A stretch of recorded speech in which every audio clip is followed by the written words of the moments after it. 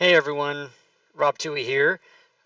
This video is going to be for character creation for Fantasy Grounds, and I'm going to go from beginning all the way through to the end of character creation in the order that I like to do it, which works best for setting it all up and getting it automated. So let's jump right in and click on PC on the upper right in the character selection window. I'm going to click on the edit button, click on the green plus, and start a new guy. I'm going to go ahead and close this. There's my face. Isn't that fun? I'm going to bring this guy down here to the middle. And typically you want to give this guy a name and get a portrait. So you can type the name there and you can double click the portrait. And that'll bring up your portrait windows. Now you won't have the same ones that I have in here. You'll have some other example ones that you can use that come with Fantasy Grounds. But for fun, I'm going to go ahead and use my avatar because it's plastered all over everything everywhere. So I'm going to double click on that and put that there. Now that'll put the picture in the left and also your token representation here on the right. If you have a different token, you can replace that there, but that's more of a different class or different seminar that you would take to find out how to do that. That's more advanced. So when you're creating a character in Fantasy Grounds, the very first thing you want to do before you put your race, before you put your class, before you do anything, is you want to put in your ability scores. So I'm just going to use the standard array. I'm just going to go right down the list. 15. I'm going to tab from the next field. 14. Tab again down to con. 13. Put in 12, 10, 8. So I'm just putting the standard array 15, 14, 13, 12, 10, 8. You can click on it with your mouse and edit the field by just typing the number. Like I can change that to 17 or whatever. You can also hold control and scroll back and forth. So if you scroll up and down, it'll change the number. So there's various different ways to do that. Now, different people will teach you different ways, but what I like to do is I like to put the background in first, and I have a specific reason that I do that, which I will get to as we go through. So my preferred way of doing this is background first. Oh look, there's no backgrounds. And so what do I need to do? I need to get a book, a source, to build the character with. So I'm going to go to the library here, down on the bottom right. I'm going to open the library. There's no sources in my library.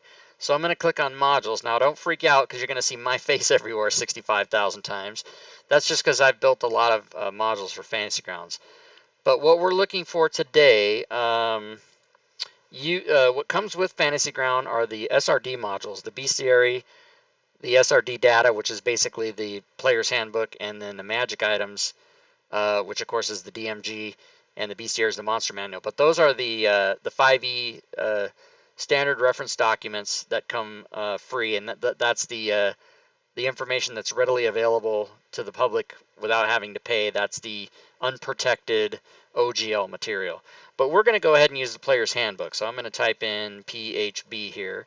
And here's the player's handbook, which is the complete core pack that you would buy from Smiteworks, from Fantasy Grounds, if you wanted to get the player's handbook electronic version. That's what we're going to use today. So this module, this video assumes that you have that. Most people that buy Fantasy Grounds do end up getting the player's handbook. So we're going to go ahead and click on load. And once that book opens, we know that all the information is there. So I'm going to go ahead and close the data module activation window and once again close the library. Before I close the library, actually, sometimes the buttons on the side of your screen to the right will appear differently. There's GM version, there's player version, there's creating a PC, which is what we should use. Those are all the buttons you really need to create a PC. But I personally prefer having all the buttons over there just for two reasons. Everything's available to me, and they're also easy to read. You see how if you do the create PC version, they're a little smaller. But if you do all, they're easier to read. It does take up more screen space a little bit, but they're very much easy to read. So I'm going to go ahead and close the library, and I'm going to choose my background. I'm just going to randomly choose, I don't know, guild merge. It doesn't matter. So if I'm building a character, we can do random. It's fun. So I'm going to drag the background. I'm going to left click and hold the shield, the little brown circle there, and drag this guild merchant over to background and let go of the mouse button and drop it there. Now you see in the chat window, it told me, it gave me the insight skill, it gave me the persuasion skill, and it gave me proficiency tools, and it also gave me a language, one of my choice. So that is all automatically added to your character sheet. And if you click on the shield, once it's on your character sheet, if you click here or clicking over there would be the same thing. It'll open the guild merchant background, and you can scroll through and see what it is. So in case we need to refer to that, which we absolutely will, I'm going to go ahead and do what's called hotkeying, and I'm going to drag this shield, once again left click and hold, and I'm just going to drag it down to one of these brown bars in the bottom of the screen. Doesn't matter which one. That's called hotkeying something, and that's so that if we want to open that window again and say we close the backgrounds because we don't need it, instead of having to go search for it, where is it, we can just always refer to it right there. Okay, so putting in your guild merchant background, or any background that you choose, does give you those things that are on the left there in the chat window, and it did affect the sheet. So I'm going to real quick, not to get ahead of ourselves, but just to show you, it did give me proficiency, yellow star, and insight, and persuasion, and that becomes important later as we're building the character. So just wanted to show you that real quick. So next step is you want to choose your race. Now your race is going to affect what happens with these numbers here, because racial modifiers come into play when you add the race. So that's why we do the attributes first. So I'm going to go to race. I'm going to open the race box, and I'm just going to choose Dragonborn because it's fun and they have a breath weapon. So I'm just going to choose that. So I'm going to left click and hold. I'm going to take the Dragonborn race. I'm going to right over here and drop it. And there you see again in the chat, it gave me Draconic Ancestry. It gave me breath weapon. It gave me common language, Draconic. It gave me damage resistance, and it put my size on the character sheet. My size is medium, and again, not to get ahead of ourselves, but just to show you, if you go right over here to notes, it did put in the medium size there automatically. So let me go back to the main tab. So now, once again, I'm going to hotkey Dragonborn just in case we need to get to it. I'm going to put that right back down there, and I'm going to close the races. Okay, so now class. I am going to go to level 4 just to give you a full example of building a character. Obviously, most times you build a character at level 1 and you start playing and you don't level it up right away. But sometimes, depending on the campaign that you're in, or you know, what's going on with your particular game, you might start at a higher level. But I'm going to build the character to level 4 today just to show you what's up and how it goes. So I'm going to choose my class, and I'm going to go right here to classes, and I'm going to choose Warlock. That seems fun. So I'm going to drag this over again, Warlock, drag it over, and just drop it right there. And you see that it put Warlock 1, and it also gave me the choices of skills. Now, the reason it's important to put your background in first is most backgrounds give you skills automatically. They assign you skills. And now with my class, I'm able to choose 2 from the list below, and I already have insight and I already have persuasion. So in this particular example, the skills I have to choose from here don't overlap the ones that I've already chosen, but that does happen a lot of times. So you want to make sure your background's there so you don't double pick skills, because the rule in 5e when you're creating characters, if you double up on a skill, you do not get double proficiency on that. So it does not help you to double up. But for my Warlock, I'm just going to choose, what, Investigation and Religion. Why not? And then once you choose your 2, click the little check mark here, and boom, it's going to add those skills right over there. It's going to make the stars yellow. It's also going to put it in the chat window what happened. Now, it's also asking me to choose my my otherworldly patron here at first level. So I have the Archfey, the Fiend, or the Great Old One. I'll just pick the Great Old One because why not? And then I'm going to click OK. So now, I am going to close the classes, and I am going to go back to the main tab. And here you see Warlock 1, but you don't see a shield. Like there's a shield for the Guild Merchant, there's a shield for the Dragonborn, there's no shield for the Warlock. So right over here is a magnifying glass, and if you left click on that, it opens a box. Now this shows you your level, your experience points, and your next level experience points. It also shows you your class and what level you are, what caster. It shows your hit die, and there is the shield. So if you click on that shield, there is the class right here. You can go to the image and look at the Warlock. You can scroll down and see the table, and everything in that's listed in the class stuff is all right there. So once again, we're going to take that Warlock class and we're going to hotkey it right down here. So let's go ahead and close that. Now, I am going to show you how to level up. First of all, the experience points are added automatically by your DM when the DM, this is getting a little ahead of ourselves, but the DM will have what's called the party sheet, and he'll have the characters in there, and on the XP, oh look, there's a shambling mound.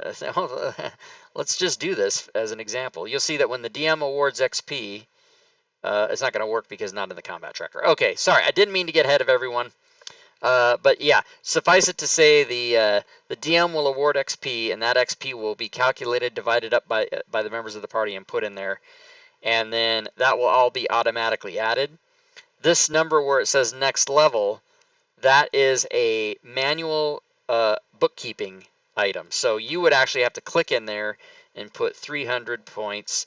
300 experience points goes to the next level. But again, that's just a manual bookkeeping thing. That doesn't mean that then when this number gets to 300 or crosses that threshold, it will not automatically level you up. This is only bookkeeping. So again, just to be clear, this number advances automatically by when the DM gives out experience points. This number is a manual bookkeeping. And just because we're going to level to level 4, let's go ahead and put the level 5 XP in there. So level 5 is 6,500 points, so I'm going to go ahead and put that in there. That way when we level to level 4, we'll probably end up with 2,700 hit points. You can change this manually, but the DM will add or subtract XP. I don't know why he would subtract, but it's possible. And that will affect this number, but this one is only bookkeeping. So now we're going to level this guy to level 4 because I want to do that right away. And the proper way to level, a lot of DMs and a lot of other people will tell you to go right back to the class, open the classes, and drag Warlock in and drop it there, or just drag it and drop it right on top of this one. And to me, that is not the proper way to level. If you are going to multi-class, you could go get Druid and drag it over and drop it there, and if you did that, it would say Warlock 1, Druid 1. If you want to multi-class, go ahead and do that. But I want to make it very clear that it is my biased opinion, but I think this is the best way to level your character, is to open this box. And once again, how you do that is you click on the magnifying glass here. You open up the class and level box, and you take that shield and you drag it down over here and just let it go. And now you see that I'm level 2, and it did everything for me automatically. It affected my hit points. And I'm going to do that once again and go to level 3, and then I'm going to go to level 4. Now the reason I teach this way is because if you do it by dragging it from the class, if you had Volo's guide and Xanathar's guide and every other source open here, you might see 2 or 3 instances of the Warlock, and when you go to drag it over, you're going to drag it over, you're going to drop it right there, and it's going to say Warlock 1, Warlock 1. And what you've done is you've combined sources, whereas we're making it all with the player's handbook, and you want to make sure you use the same source. So if you never want to make a mistake, because basically if you make a mistake in your character, there's no Control Z. Fantasy Grounds does not have an undo button. You basically have to start your character over from scratch or go through and clean it up, which is a manual process. It's a giant pain in the butt, and it's really hard to do. So I teach it when you level up, unless you're multi-classing, go ahead and open this up and just drag the shield down into the open space and just keep doing that every time you level. So now we've got a level 4 Warlock. So we've got our ability scores, we've got our background, we've got our race, we've got our class to level 4. The AC is already set because it's 10 plus your dex, and you see that the dex has a +2. The initiative, same thing, +2. And your speed is set by your race, so that's already done. Now you can affect these things. Should we get into a more advanced thing later on, you would open this and you can affect your dex, you can affect your speed, you can affect your armor, and we'll get into that later, but just to show you that that's there. And down here you have 4 hit dice, and a Warlock's hit dice is apparently an 8. You can also open that up and affect that if you need to, but again, that's a little more advanced. It has set your proficiencies in this case, Wisdom and Charisma saves. It's giving you a star in each of those. That's done so automatically. Okay, so let's go to skills. Skills are pretty much, you don't really need to do anything here because everything's all set. The skills are all given proficiencies by either your background or what you chose for your class or your race, and then the whole list is there. So now we'll go to abilities. Now, ability score improvement. So what I teach people is, I teach people that if you're going to do an ability score improvement and you're going to add 2 to your dex, just put dex 2. And the reason, oops, I missed the E. The reason you want to do this, you want to make a notation here. And even at 8th level, if you go up, just keep making notations. And the reason for this is when the DM's looking at your character sheet, he or she can come here right quick and see, okay, this person added 2 to his dex. That's what I want to know. Now, in my case, I'm instead not going to choose an ability increase. I'm going to choose a feat. So I'm just going to put feat there.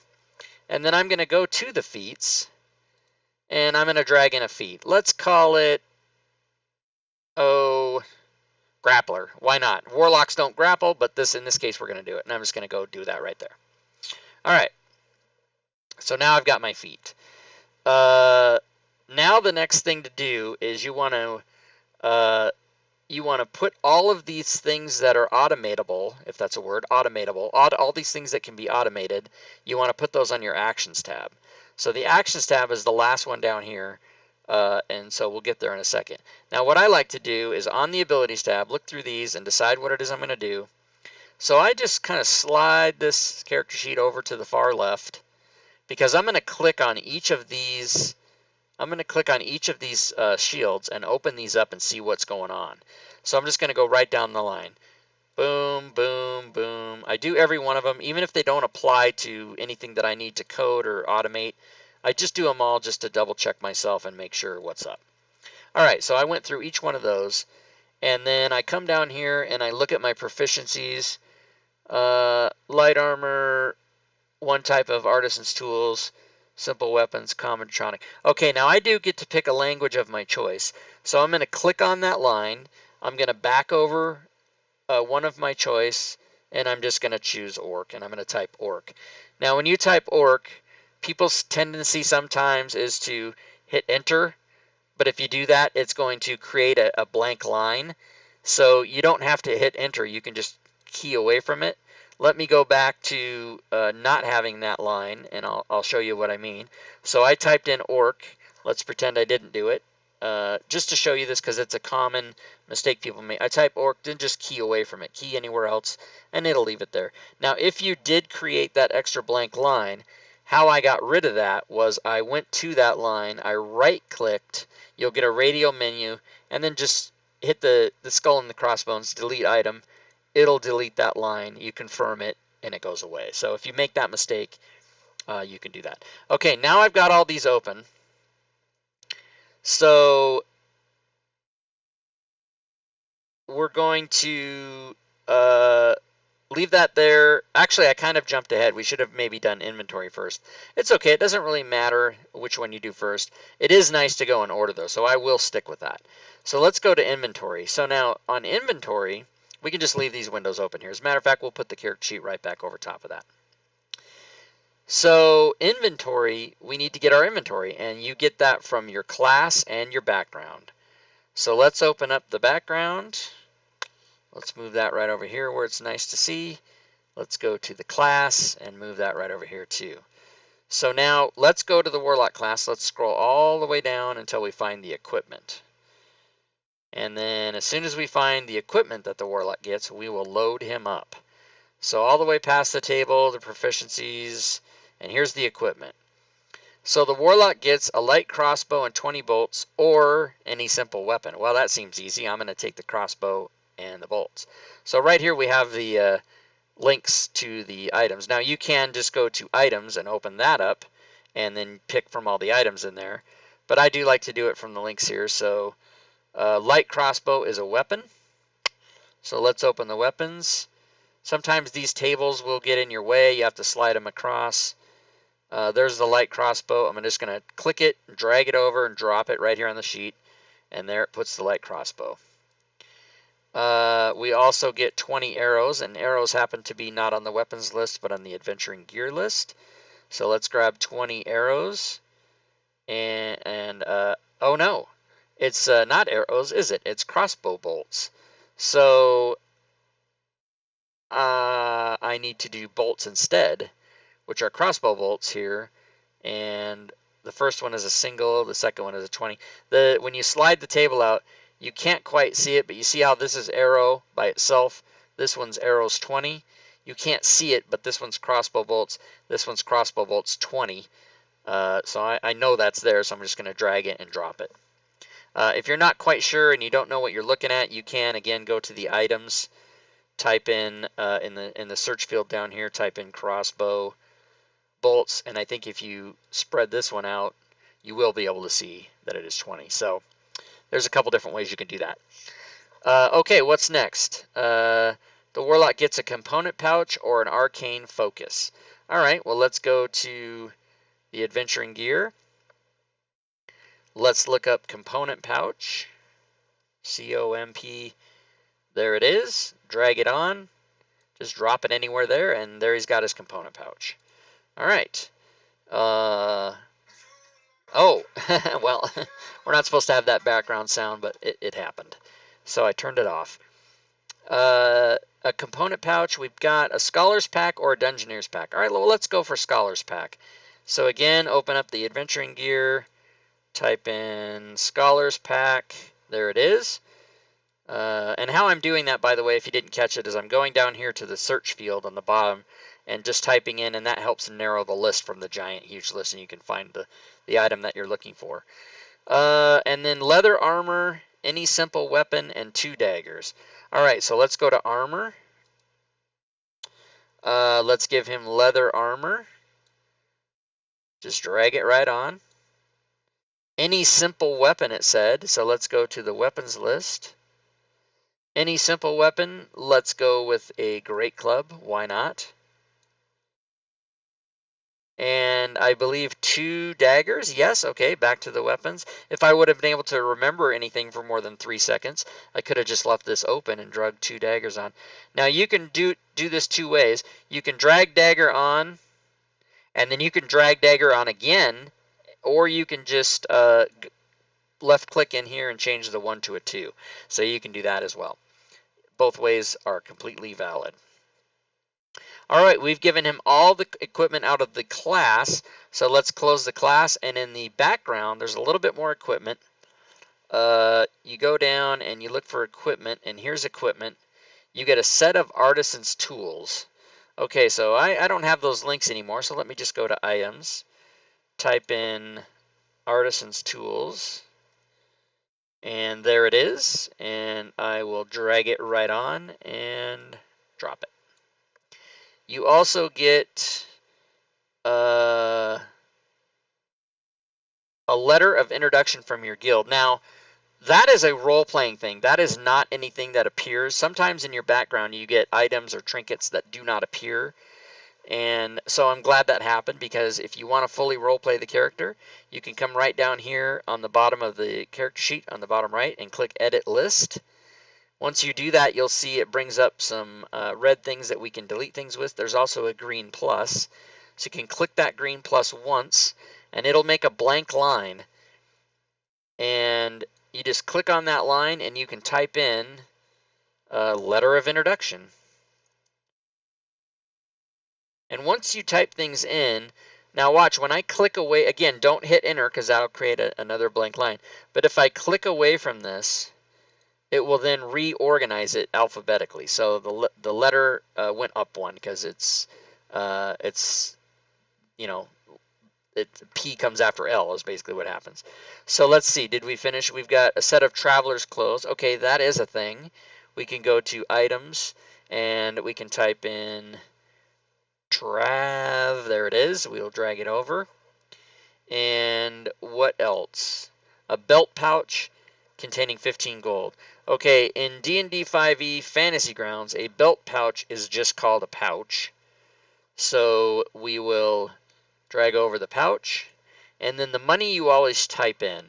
So you can type in 15 and then hit tab. Go to the blank and type GP. That can be small GP or capital GP. It doesn't matter. I always try to maintain consistency.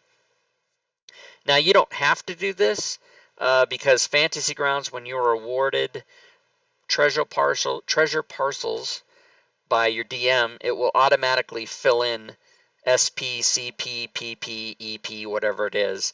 But if you want to, you can go, SP, CP, PP, and most people forget about Electrum. So let's just say we do forget about it and we don't put in EP there. If you ever get Electrum, it will put it in. Otherwise, you don't have to type those in because Fantasy Grounds knows to add those automatically. But if you want to do it, you can. And down here is the encumbrance and everything else. So now a good thing to do, let me just elongate this character sheet just a bit so we can see all of our items. We're all equipped, so I'm going to go ahead and close that up because we don't need Guild Merchant anymore. So now you'll see over here, let me go back and click the edit button so that we get those delete buttons back. So now, of course, you can click on the shield and see the description of whatever it is you have. You can click on that and see that it's a book and all this kind of stuff like that. So right here, these brown buttons, there's three things this can be. It can be a symbol that looks like a bag, which means you're carrying it. It can be a thing that looks like a shirt, which means that you're equipped. Or it can be blank, which means you dropped it and you don't have the item anymore. So you'll see that most things are carried. You do see that the weapon is equipped. You do see that the other weapon is equipped. You also see this weapon equipped, and you see the armor equipped. So Fantasy Grounds knows whether these things are equipped or not. Now, when you add something, it's not going to put a weight. So you see the Artisans Tools weighs 5 pounds, the backpack weighs 5 pounds. You see that my letter of introduction has no thing in there. You can put in, like, let's just call that 0.01. I mean, it's a piece of paper. It doesn't weigh anything. But you put some weight in there so that when Fantasy Grounds does the calculation down here, it knows what your current weight is. Now, the next thing to do, most people, I don't think I've ever seen a character that doesn't get a backpack, but most characters get a backpack. So what I like to do is come up here. I like to get rid of the word empty. And then I go through and I look for everything that's going to be in my backpack. And I put that in the location. So I'm going to type backpack here. And I start typing it and it appears. So I'm just going to click away from it. You want to make sure and use capital rather than small b so that it's all consistent. And I'm going to put the bag of sand in my backpack.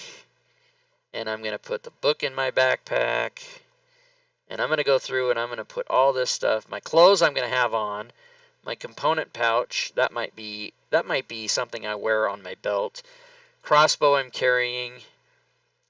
Dagger, great club, ink. The ink's going to be in the backpack.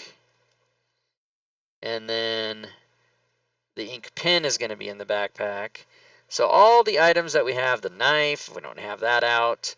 Leather armor I'm going to have. My letter of introduction obviously will be in the backpack. My one sheet of parchment, and my pouch will probably be on my belt. So let's just say we did that. So now if you click over to the left, you see how it reorganized everything? That's really nice. You might put other things for your component pouch or your crossbow bolts. You might put quiver. Fantasy Grounds, the most DMs will let you get a quiver if you have bolts or arrows. But the description doesn't say it, so I don't put it there. It's just kind of assumed. But that's particular to you and your DM. Your leather armor, you might put worn or something like that. As a matter of fact, let's do that. Let's put worn for leather armor. And so you can go through and complete that. We won't take too much time. But I did want to show you this because it's really nice if you categorize the location of everything. Let's say you came to a bridge and you wanted to jump over the ravine or something, and you thought, you know what, I might weigh too much. DMs might give me a high DC if I don't lighten my load. So let me go here and take off. I'm going to take off my backpack. And let me just take it off. Oh, look at that. It took everything that's in the backpack off. And now your weight is sincerely lower. Not sincerely, but significantly is, I think, the word I was looking for. And so that's a really cool function, is if you've got it all categorized and you take the one thing away, it'll take everything away that goes with that. So that's pretty much the equipment side of it. Let's go down to notes. Now, it does put your size automatically. Weight and height and age are all role-playing things that you decide, and you have to type those in there. So let's just do that. Let's say this Dragonborn's 25, and he's, you know, 6 feet. We'll make him 6 feet 5. He's huge. And let's say that he weighs, you know, 280. I don't know. I'm just making stuff up. Now for your gender, same thing. You type it in. Let's make it a her, actually. Let's make it a female Dragonborn, whose name happens to now be Roberta. What's up? Because I don't know any female Robs. There might be some, but I don't know any.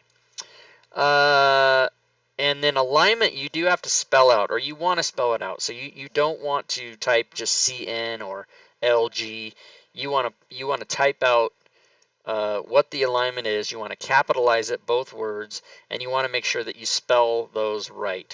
Now, the reason you want to do this is there's not very much functionality in Fantasy Grounds that pays attention to this, but some things do, like protection from evil and good, stuff like that. An NPC might need to read your alignment as far as automation and spell casting and things like that. So you want to make sure that you spell out your alignment there, and so that everything works if it ever comes up. Deity, you know, that's complete role playing, so doesn't matter what you put here. It's just for role play. Now, personality traits, ideals, bonds, flaws, appearance. Again, those all come unless you're making those up yourself. If you want to use the background, let's go get the guild merchant. Now, what I like to do when I roleplay is I like to, I don't pick off the list, I do it randomly. So I'm going to open up each of these tables, 1, 2, 3, 4, by clicking on the shields. All the tables are open. Now, I could go through and read these and pick one, and let's just do that for one of them. Let's say for personality trait, I'm just going to pick the first one. So what I would do, let me move this character sheet over here. Personality trait is here. I'm just going to grab this by clicking it and dragging the whole thing and dropping it right there. And so that personality trait has gone right onto my character sheet. Just that easy. For the other 3, I'm going to roll. So I'm going to roll the dice, close the window. I'm going to roll the dice again, close that window, and I'm going to click on the roll a 3rd time, and then close that window. Now let's move the character sheet back over, and you see that I've rolled the ideal, the bond, and the flaw. So now ideal, I'm just going to click right on the word somewhere and just drag it over and drop it right there. Sometimes it doesn't work. You got to kind of hit it exactly right. There we go. I'm going to drag over the bond, drop it, and I'm going to drag over the flaw and drop it. And so appearance and notes, you just type in what you want. It's whatever you decide for role-playing, or for, you know, with your DM. If you want to take notes on anything, you can, you know, type whatever you want in there. Doesn't matter. So that's what I'm typing. Now the log tab over here on the right, the 5th one down, 1, 2, 3, 4, wait, 1, 2, 3, 4, 5, no, it's the 6th one down, the log. This is for if you have a faction, you can type it there, or a DCI number, and if I click on the edit, it'll open up a thing, and you can add the plus, and you know, this gets kind of complicated, but this is basically for Adventurers League. You can keep track of your starting XP, your gold, your downtime, your renown, your magic items. You can put the date and the session number and all the stuff that you would keep for Adventurers League. This tutorial about character building is not covering that. I'm just showing you that it's there. But we won't be using that whatsoever. So I'm just going to move on. You know, I'm going to delete this line and go to the next tab. Now here's the bread and butter of Fantasy Grounds. Now I'll go to the Actions tab. Now you see that the weapons I have are already listed here. And I've got the light crossbow, I've got the dagger. There's two versions of the dagger, the stabby stabby and the throwy throwy. So those are both listed. And you've got the great club as well. Down here you see that as a warlock I have two second level spell slots. That's how that works. I know it's kind of confusing, but the warlocks get second level spells at 4th level. They don't have any first level ones anymore, and that's just how that works. So I'm going to go up here and I'm going to go to my ammo, and I know that I have 20 crossbow bolts. So I'm going to click on that 0. I'm going to put 20, and now I've got little tick marks, and it's really cool because once you if you go shoot, I'm just going to grab this attack roll. I'm going to throw it into the chat window, and you'll see that it did tick off one of those automatically. So it will keep track of your ammo. That's really super cool. Now for dagger, I'm going to show you a little trick. This gets a little complicated, but I think it's necessary to teach people when they're building characters. I actually have 2 daggers. So I'm going to put ammo 2. And if I threw a dagger, it would show that I only have 1. And if I threw the second one, I would have no daggers. But every Fantasy Grounds character at 1st level can attack with 2 hands. They can attack twice if both of those weapons are light and you actually happen to have 2 of them. So I do have 2 daggers and they are light weapons. So I'm going to go ahead and create another version of the dagger by clicking Edit List down here. I'm going to click, there's 2 options. There's Power and Weapon. I'm going to add a weapon. So you see that it makes a blank line there.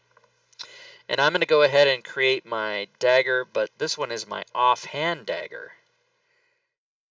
So you see that it realphabetizes it as you type. So now my dagger, if you go back to not editing, just click the brown circle again, and every time you click that, it'll kind of change the parameters or what on this. You see that the mode and the group, which we'll get to in a moment, those disappear if you click the edit thing. So just make sure you're back to where the shields are there. Now this will be a blank shield because there's no description to click on because you're creating this. But if we go to the other dagger, just open that up, and we'll kind of bring that over so we can kind of take a look at it here. On this new weapon, we're calling that dagger offhand. We're going to open the magnifying glass, and we're going to duplicate this. We're going to duplicate this information. So this is a simple melee weapon, right? That's what it says. And if we click on this, it'll put it in the format that we like to see. It seems it does not do that. Okay, well, my bad. But we know if you've ever played D&D, you should know what this information is. So the damage is 1d4 piercing. It does say that. So right down here, it's 1d4. So I'm going to go over here right down to where the dice are, and I'm going to left click and hold this d4, and I'm going to drag it over, and I'm just going to drop it into this open space. Boom. So there's a d4, and if you look up here on the corresponding dagger, it says 1d4 plus 3. So what that's doing is that is giving me it's actually giving me my strength modifier, which we know is correct for stabbing somebody with a dagger. So let's go back here. But as we know in 5th edition, if you're using a second weapon, an offhand weapon, you do not get your modifier unless you have some special feat that tells you to do that. And that's why we teach this example. So in this case, you're only going to get the D4, but you're not going to get any stat modifier. So we're going to cycle through by clicking on this. You can see them all in there, level, barbarian, all the classes, all the attributes and everything. And we're going to get down to where there's nothing in the box. So now if you look over here, the only thing you're going to get on your offhand, if you hit, is just a D4. You're not going to get the D4 plus 3 that you would with your regular hand. Now, you see that it says 1d4 and the word piercing isn't there. We need to put that word piercing. So I'm going to type it, and it does have to be spelled right. So there's 1d4 piercing.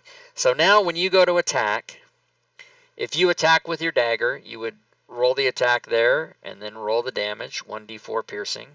You see it coming up over there. If you do your offhand, it's the same attack, but the damage is only 1d4 piercing and not 1d4 plus 3. So that's how you add a weapon if you need to do so, and you would do that with either short sword or scimitar or whatever your other fighting hand was, if you had 2 of these weapons. And most characters don't start with 2 of anything except daggers. So now you see that this is a what's it called? A carried thing. And if I go and I change it, click on it to equipped, you want to make sure you do that. Otherwise, Fantasy Grounds won't recognize that you have it. Now let's go back and I'll show you what happens. If I left that at carried and we went down here to the mode and changed it from standard to combat, you see that dagger disappeared. I still have my regular dagger and the thrown version of it, but the offhand version is gone. Well, that's because I didn't equip it. So I'm going to go here to standard. I'm going to go to prepared, and I'm going to make sure that all these weapons are equipped. They all are equipped. Now if I go to the combat mode, they're all there. So we're ready to go. So that's the first part of the actions tab. Now for Roberta, we've got her weapons squared away.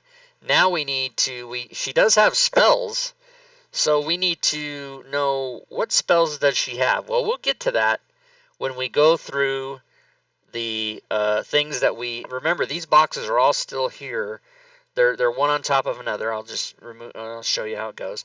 Because remember, a long time ago, I clicked on all these on the abilities tab. I clicked on all of them and it opened up all these boxes. Okay. So now here's the part where you will code on your actions tab everything that you can do for automation for your character. Now, you can do all of these codings manually, but I have gone through and I've coded every spell, every feat, every class feature, and every race trait, and every item in Fantasy Grounds in 5th edition. I've coded all of those. That's why when you open the library and you go to modules, you see my face 80,000 times. So I'm going to go ahead and I'm going to go to spells. I'm going to open up the spells coding. Now these are packages that I personally sell on the DM's Guild. You do not have to buy these. It just makes your life easier so that you don't have to code stuff yourself. I'm going to open the feats. I encourage you to buy them, but you absolutely do not have to do it. You can totally do this by hand, manually, if you want to spend the time to do it. But you'll see how much faster it goes with these codes. I'm going to go to class.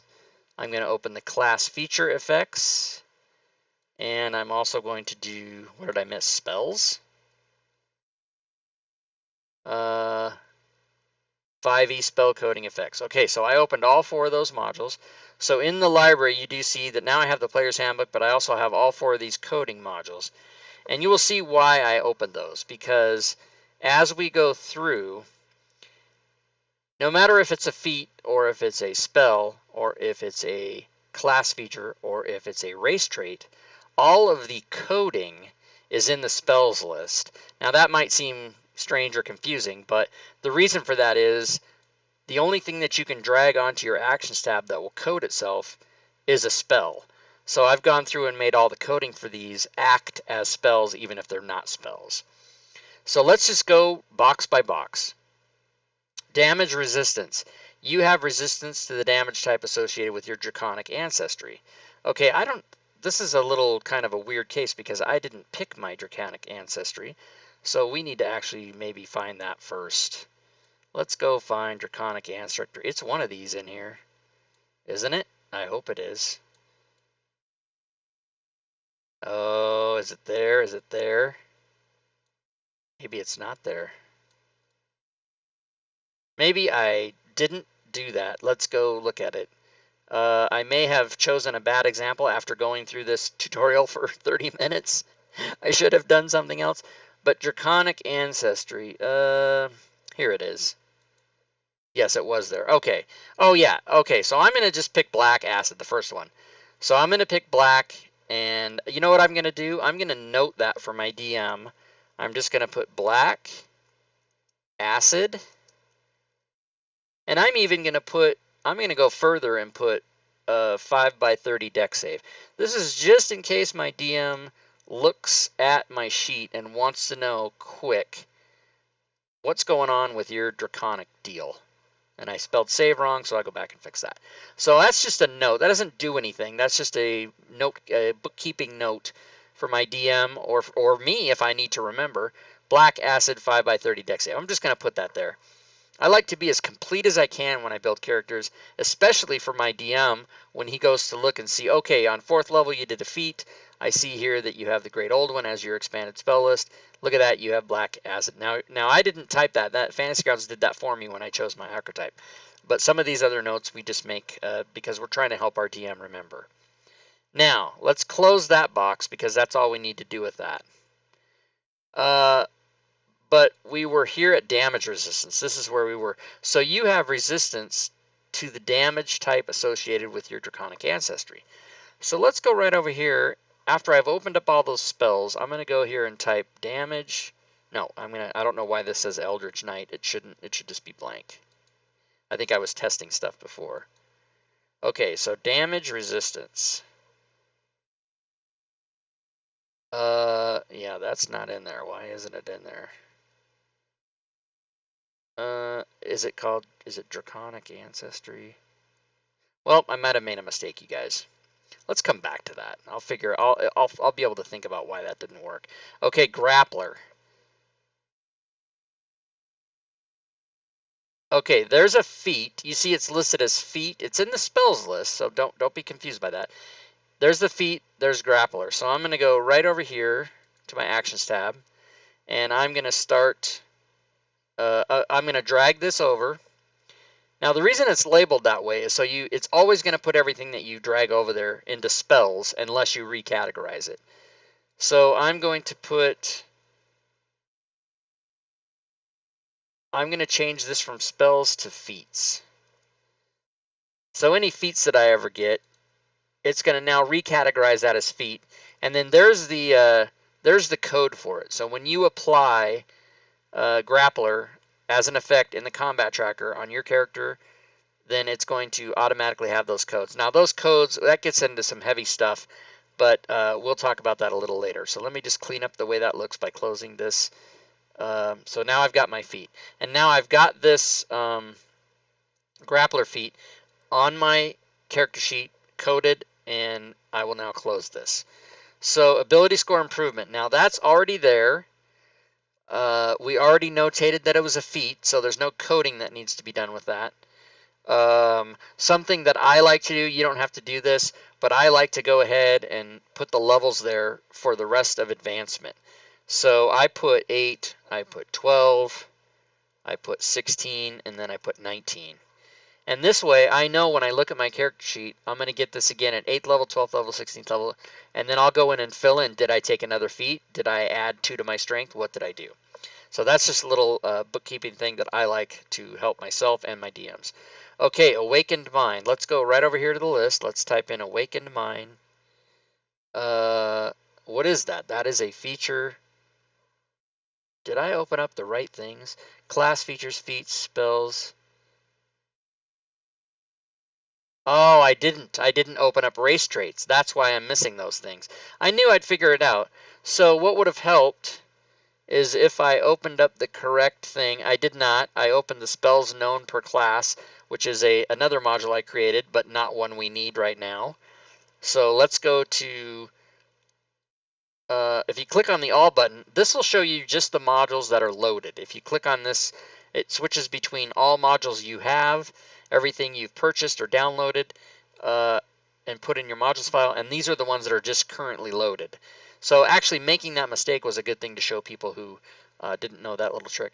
So spells known per class, that's not what I wanted. I opened up the wrong one. Let's go back to all and look for race. And let's open up the race traits effects coding. There it is. Let's open it up. The book's open. I can close the library. And now you see it's all in there. So now let's go back, let's go right back to damage resistance. I think, yeah, there it is, Dragonborn damage resistance. So let's do that. I'm going to go right to my, drag this over and drop it. Now remember, it's going to call it a spell. So in this case, I'm going to recategorize that to race, or actually, let's be specific, Dragonborn. I always want to put an E on that, and there's no such thing. So now if I click away from that, it puts it into the Dragonborn category, and I'm going to just erase the Dragonborn there so that now we have a nice clean version of it. Now you notice it says the word edit in there.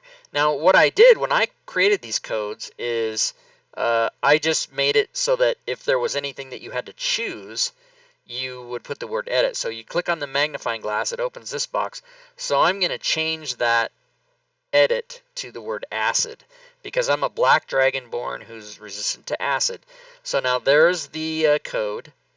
You will apply that to yourself in the combat tracker, and once you do, and we'll get to that, once you do, then you will be resistant to acid. So every time you take acid damage, Fantasy Grounds will calculate that, and you will only take half. So that's super cool. All right, so we did damage resistance. Let's get rid of it. Now, Awakened Mind. Let's go back and try to find that. Awakened Mind. Why isn't that there? Oh, because there's no code for it, probably. Starting at first level, your alien knowledge gives you the ability to touch minds. You can communicate telepathically with any creature within 30 feet of you. You don't need to share language. Yeah, there's no code for that. You just have that. So you would know that you could do that, and there's no code, so we can just skip that one. All right, Eldridge Invocations. Is there a code for that? Is there? Eldridge Invocations, maybe not. What does this do? Additionally, when you cast this, you gain level and class. You can choose any of the invocations. Oh, okay. Oh, okay. So let's expand this box out a little bit. Eldridge Invocations I can choose from. So I can choose 2 of these, and these are coded, I believe. Agonizing Blast. That sounds like a lot of fun. I don't know what it is, but I'm choosing it. Agonizing Blast. Is that there? What does it do? When you cast Eldritch Blast, add your Charisma modifier to the damage it deals. It seems like it should be there. Oh, I know why it's not there, because you code that in the spell. Okay, let's find one that is. Cast Mage Armor on yourself at will without... Nope, I don't want to do that one. Well, 9th level. I'm not 9th level. No. Beguiling Influence. Is that there?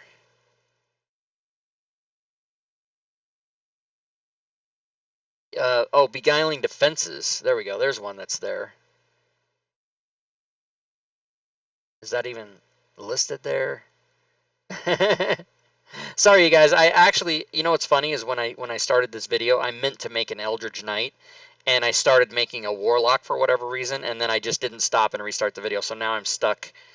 I'm stuck ill-prepared, showing you how to do this. But it's good because as we go through this, oh wow, do I even know how to expand a window? As we go through this, mistakes are being made, and then I can show you, how to handle that as you go. So what am I trying to see? That is a class feature. Okay. Well, okay. Let me stop looking for. Let me try to stop filling in the blanks and just pick what I need. So all I need to do is notate what I'm taking. So I'm going to take Eyes of the Runekeeper. Now all that means is you can read all writing, so I'm going to take that, and I'm just going to note that over here under Eldritch Invocations. I'm going to note that I'm taking Eyes of the Runekeeper, and of course there's no code for that. It's just something I can do, and then I'll pick another one. You can cast False Life on yourself at will. Okay, so I'm gonna put Fiendish Vigor. Now, since I can cast that at will, I'm gonna go get that spell and put it on my sheet. So that is the False Life spell. So I'm gonna close this, go back to my Actions tab. I'm going to go to the spell list, and I'm going to find False Life. Now you'll see there's two versions. One is the PHB version, which you can drag over and code yourself, or if you have my modules, you'll see that it's a little bit different because there's an S there that stands for self, and if you drag over the False Life spell and drop it, it will put it in the first, it will put it in the spells list, which it is a spell, so we're going to leave it there this time. And this is, it gives you 1d4 plus your level temporary hit points, so we're going to leave that right there. Cool. All right, expanded spell list. Okay, so I get all of these spells. Now, instead of dragging them from here, I'm of course going to drag them from the spell list as I have them coded. So these are all spell lists that the Warlock gets, so I'm going to go ahead and do it. Dissonant Whispers, DIS. Dissonant Whispers, the one with the number is mine, drag it over. Tasha's Hideous Laughter, Tasha's. The one with the number and the concentration notation is mine, drag it over, just drop it. The cool thing is that you can just drag these over and drop them, and if you do it right, I didn't do it right, you must drag them into the category that you want them, so I drove those into feats instead of spells, so I need to if you ever make that mistake, see, I like to make mistakes when I'm teaching something, because then if you do it, then you'll know what's up. So I just recategorize that into spells. So we're back on track. I have, whoops, no it isn't. I totally made a mistake. I changed a feat to spells, so let me fix it. So Grappler is not a spell, it is a feat. Feats. Alright, so I think we're back on track. So hopefully everybody followed me there through all of my mistake making. And if you click on these magnifying glasses, it will close the sub categories of code so that you can easily read these. So now, Damage Resistance, Dragonborn, Grappler feats, and here's all my spells. Dissonant Whispers, False Life, Tasha's Hideous Laughter. Okay, let's continue.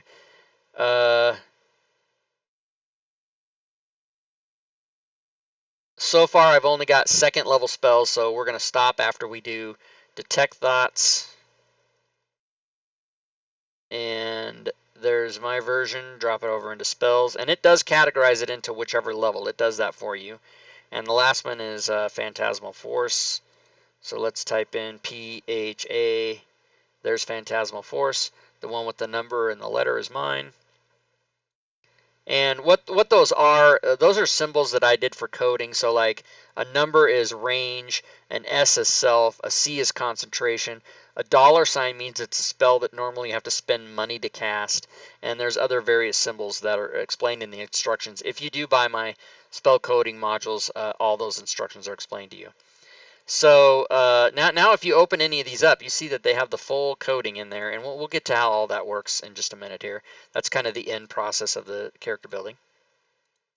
All right, so we did the expanded spells. Guild membership, that is just fluff. That is just a role-playing thing. There's no code for that, so we can close that up. Pact Boon. This is where you learn Find Familiar spell that you can cast as a ritual. All right, let's go get Find Familiar. Find Familiar, there it is. Tells you it's a ritual. Drag that over, drop it into spells. Very good. It tells you all the stuff about what goes on with your Pact Boon, and you get your spell slots and all this other different stuff. I think that's all we need to do with that. The rest of this is roleplay and instructions. Pact Magic.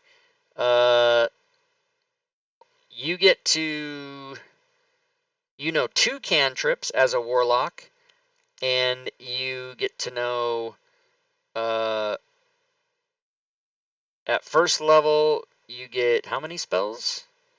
Let's find out. 2, and every level you get to add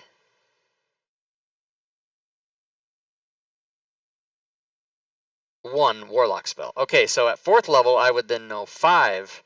I would know 2 cantrips and 5 spells, not including the ones from my pact and the free one that I got, False Life. So I'm going to go choose 2 cantrips, and I'm going to go choose 5 spells that are either 1st or 2nd level.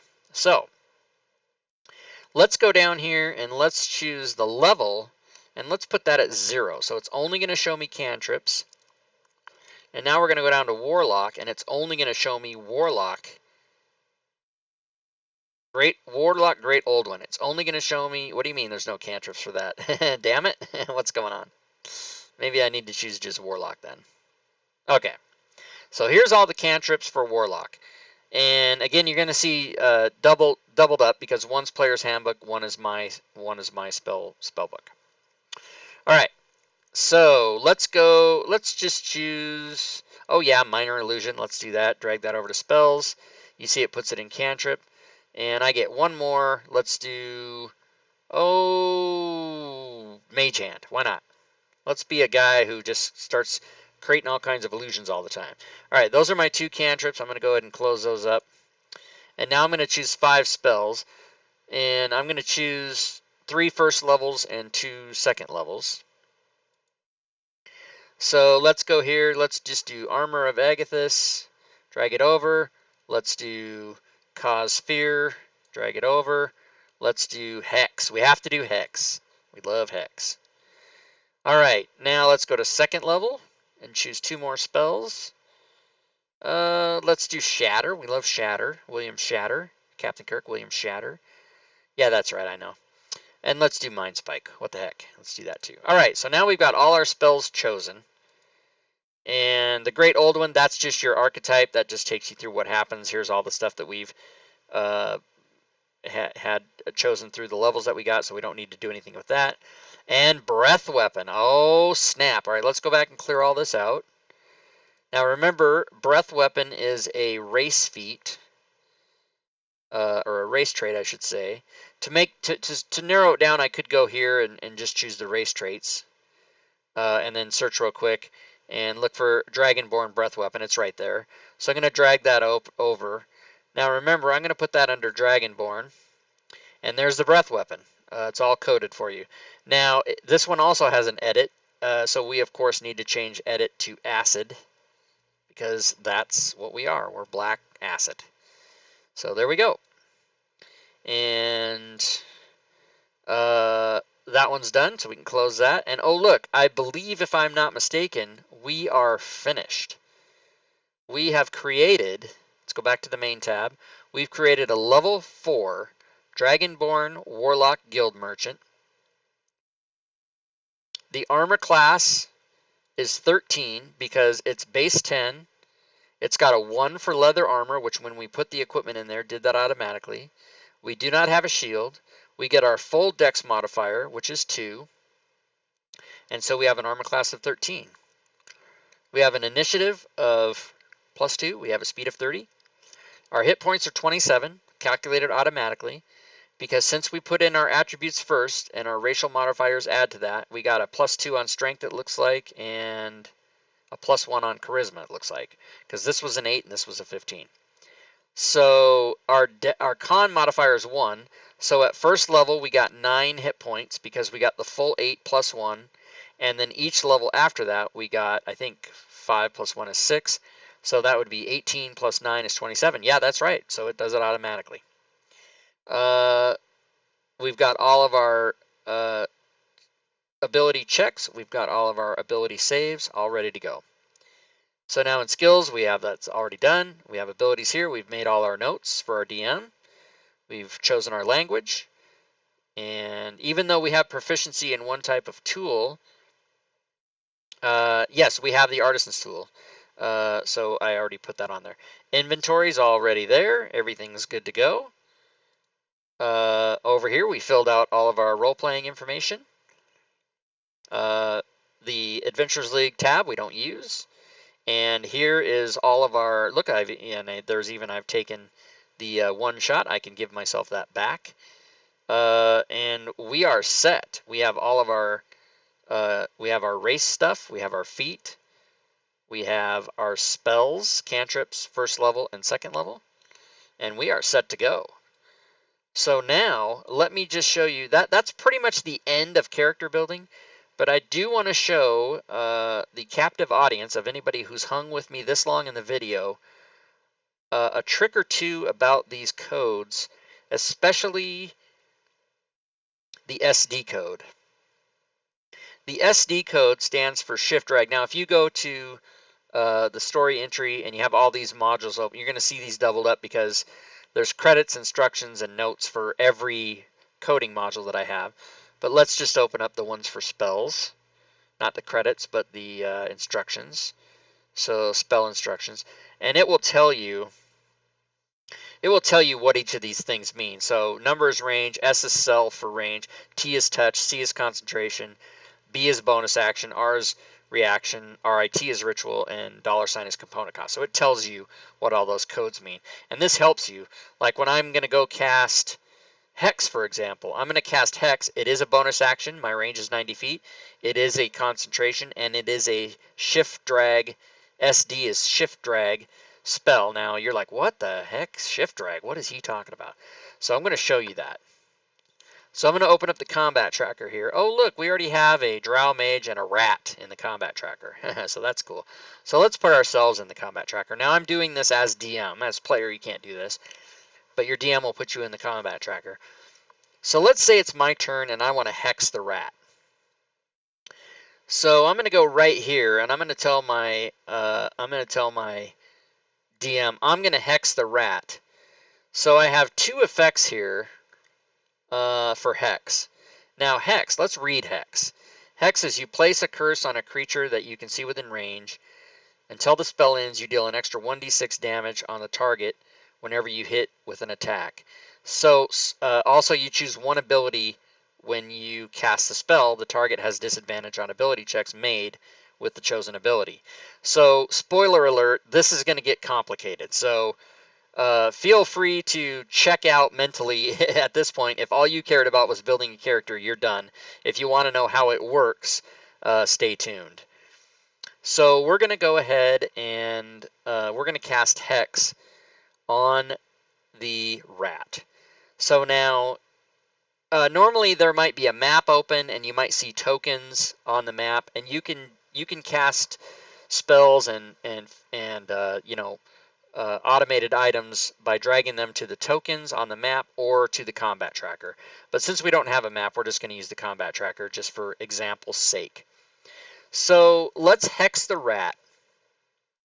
So what I'm going to do is whenever you see an SD, these only appear in my codings. If you do the hex spell from Fantasy Grounds Player's Handbook itself, you wouldn't see that. As a matter of fact, let me open up the spells list and let's look at hex. So, whoops, I of course don't have the spells open. Let's try that again. Not new, but all. Thank you. So my version of Hex has all this stuff on it. The Fantasy Grounds version of Hex doesn't tell you that. So an SD always means you're going to shift drag it. Now there's a reason you do that. Normally if you want to bless somebody, you just target them, click bless, and they're blessed. But in the case of Hex, that only applies to one specific creature.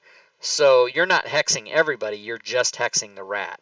So I'm going to hold shift and I'm going to left click and drag this effect, and I'm going to drag it over, and holding shift I'm going to drop it on the rat and watch what happens. So it actually applied the target to me because the target here is marked self, and if you open it up you'll see that I have it marked self instead of targets, it's self. And so when I shift and held it and dropped it on the rat, it did apply it to me, but it tells me target rat.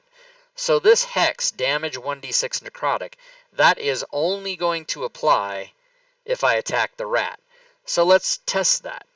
Let me go up here and I'm going to take my dagger and I'm just going to let's assume I hit. I'm going to drop the dagger damage. Let's move it so you can see the chat over here. Let's just rearrange a couple things here. Let me clear the chat of any erroneous stuff. Okay.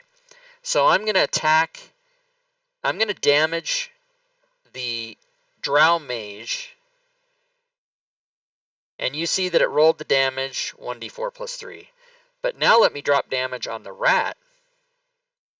Oh, 1d4 plus 3 and the extra d6. So there you go, or 1d4 plus 2 I guess it is. So that worked. And now that is a concentration spell. So Fantasy Grounds knows if you take damage, it has to roll a Constitution saving throw, or you lose your concentration. So let me just damage myself and let's see what happens. Alright, I damaged myself, but I rolled a 12 on my concentration save, so I saved and therefore I maintain concentration. Now let's just damage me until I fail my save and you'll see what happens. I've passed again. I passed another time. I'm taking heavy damage. I'm damaging myself. I passed another time. You know what? I've got to fail one of these times. Well, I went unconscious, so that helps. So you see that when I went unconscious, that concentration went away and I no longer have Hex because I'm, man down is what's going on. I'm just going to real quick remove that unconscious, give myself my hit points back because I'm a big cheater. So that's how that worked. So that was concentration. Sorry, that was Hex, which involves concentration. Let me look at one of these other things here and see if I want to. That's probably the best example because that involved both a shift drag and a concentration. So that is probably the best example of, what I can show you of how spells work like that. So that should conclude. This was a rather long tutorial, a long build your character thing. I do encourage everyone to practice building characters. Building characters can be fun. If you own any of the other library modules that come with or that you purchase from Fantasy Grounds, that might be the Player's Handbook, that might be Xanathar's Guide to Everything, that might be Volo's Guide to Monsters. It could be any of those things that Smiteworks has made for the 5th edition rule set for Wizard of the Coast. Dungeon Master's Guide. They've even divided the Dungeon Master's Guide into the section for DMs and also the Player's Guide. If you open up the Player's Guide for the Dungeon Master's Guide, the Player's version of that rather, you will see that in the classes, if I go to just the Dungeon Master's Guide, there's the Anti-Paladin and the Evil Priest. So there's a wide variety of characters that you can make and mix and match and, build characters in all different permutations until you explode. It just never ends. So hopefully that is a pretty comprehensive look at how to build a character. There may have been slight differences in other classes or races that didn't come up, but we did cover the entire sheet, the tabs, and also spells, and so hopefully that will give you a good clear picture of how to get that done. And again, let me just stress that the automatic coding modules that I have built are certainly not necessary for you to get, but if you want to make your life easier, and especially if you're a DM and you want to make it easier for yourself and your players, I encourage you to check it out, try it out, and do the best you can with that. They are available at the DM's Guild. They are priced. They are not free. But there has been not a person yet who has come to me and said, oh man, you're overcharging for that. The only comments I ever get on my coding packages is, thank God you did this because I never want to do it. And it's all done for you. And again, that covers all the feats. It covers all the class traits. It covers all the race traits. It covers all the spells. And now recently I've just completed all the items. So everything that's an item in Fantasy Grounds that needs a code, I've done it. It's all there. There's no code that isn't available for you to somehow get. But you can do those manually. You can teach yourself how to do it. You can go to the wiki on the Fantasy Grounds forum and learn the patterns and the code words and how all that works, which is what I did. And, I just taught myself how to do it. I committed to getting the whole thing done, and now it's done. So thanks everybody for watching the videos. Down below you can find the links to my DMs Guild. You can find it to my Discord, to my website, my email. It's super easy to get a hold of me if you want to do so. And if you have any questions or comments, post those below. And I really appreciate it, guys. And until the next video, whatever that may be, I will see all of you then. And good gaming, everyone.